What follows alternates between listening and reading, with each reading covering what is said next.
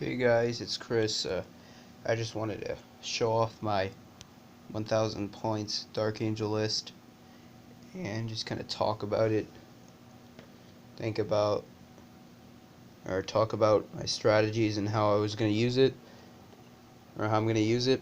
And yeah, so here I've got, for my troops choice, I've got a 5-man squad of scouts with sniper rifles, just basic scouts with sniper rifles, about 75 points, and that'd be 15 points per model.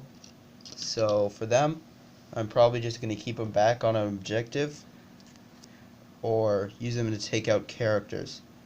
So the sniper rifles really help, I think, because even for vehicles, I think, because these guys are actually very good anti-tank, because in 8th edition, you can basically always wound on a 6.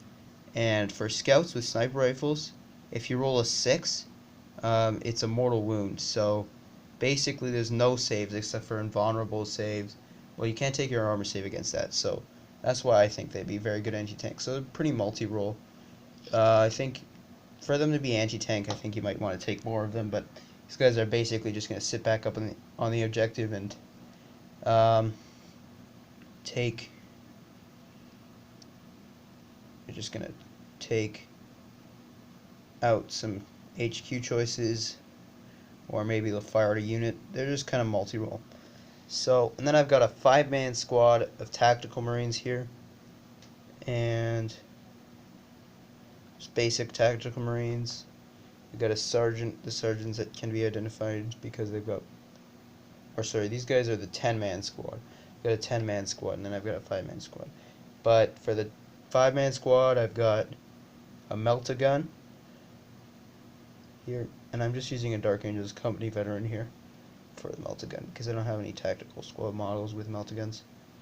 But would focus. There's a Melta-Gun on his back. And I've got a flamer. So this guy, his hand's falling off. I got a flamer there. So then I've got a 5-man squad. We've got bolters. The sergeant has a bolter, despite him having a plasma pistol on the model. And this sergeant has a banner there. And it's just a 5-man squad with a Melta. And Melta is also represented by a Dark Angels Company veteran, the Melta-Gun. And basically, so these guys are gonna sit. They're gonna drive up. Gonna be my anti-tank squad. Gonna be my anti-tank squad, and they're gonna drive up in the Razorback. And they've got the Melta. They're gonna hop out and just destroy any tanks. Probably the best, I think, for 1,000 points. Well, you could equip your sergeant with a combi Melta, but of course, if the enemy has a huge horde army, because you can't just be all anti-tank, so the sergeant just has a bolter. And yep, the sergeant just has a bolter in the 10-man squad too. And the 10-man squad is going to be riding inside a drop pod with a Deathwind missile launcher.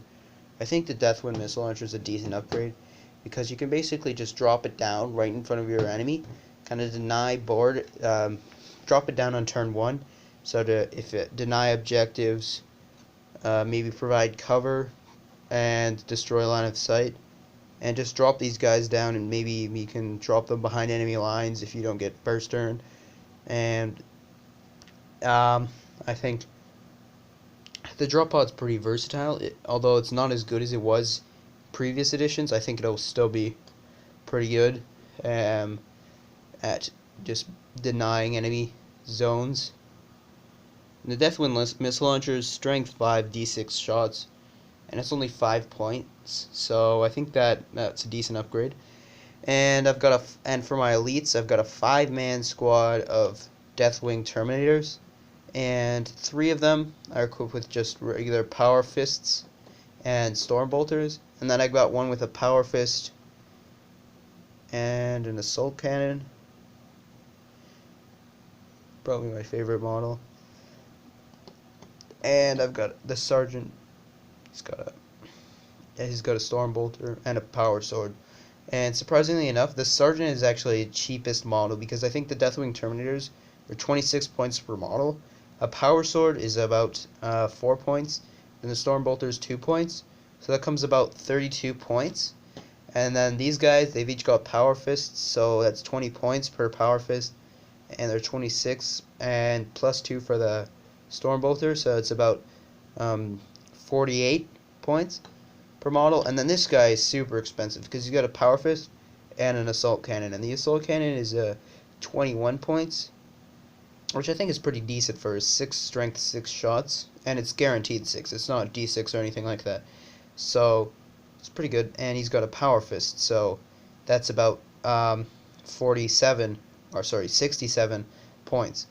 And also in my Elite's Choice, I've got a Ravenwing Champion, and this guy is actually from the Dark Vengeance box set, and I just basically took off the top driver. I glued in another torso, and I glued in another head, and I cut plasma guns up, and I just stuck him in there, and he's just my converted Ravenwing Champion, and he's about, yeah, so he's very good in close combat, I think. I would use him definitely as, he's kind of my Death Star unit because he can turbo boost and get into cover, so especially if you're playing Cities of Death, because in Cities of Death, you get +2 to your movement, and regularly bikes are movement 14, and plus the others, so that's 16, then you get turbo boost, which is +6, so that's like 22-inch movement, which is insane. So this guy can basically move 2 feet across the table, so that's why I took him, because he's a very mobile. The Plasma Talon is 18-inch range, but it's AP -3 as opposed to regular plasma guns, which are only AP -1. So that's why I took. And the Plasma Talon is very good because it's also assault. It's also an assault weapon. It's got the Blade of Caliban, which can reroll. I think it can reroll wounds, and it can reroll hit. This guy can reroll hits, or the Blade of Caliban can't reroll wounds, but it can reroll hits. And the Blade of Caliban is also D3 damage, so it's pretty good. And he's only like 117, somewhere around there, points, so he's pretty much worth the points. And that's my Elite's Choice. And then for my HQ, I've got a Chaplain on a bike, and I think this guy's pretty versatile. He's just got his regular loadout of a bolt pistol, Crozius Arcanum, and a twin bolt gun. And he's also from the Dark Vengeance box set, if you can't tell. He's just the regular Sergeant, but his head, I think, looks quite like the skull mask on the Chaplain.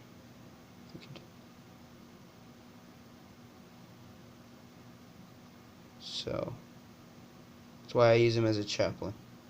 And yep, so pretty good list, in my opinion. And I played a test game with them, and the draw pod did extremely well. I know it got more expensive, but for the points, I think it's very worth it, because I was just able to draw and block my enemy's line of sight on my Razorback, have the Razorback fire into a tank, and just like demolish my enemy. It was like insane. So, and then these Terminators, they're very good. They wiped out like an entire unit of cultists just with their bolters, which is a rapid fire 2, which is a, so I think that's a decent upgrade for them.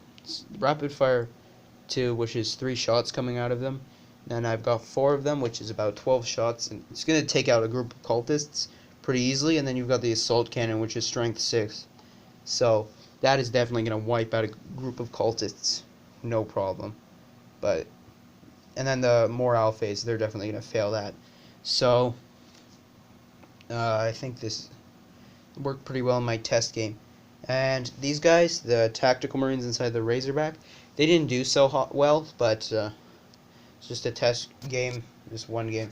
I think if I play them right, I'll be able to do it, and just learn how to use them properly.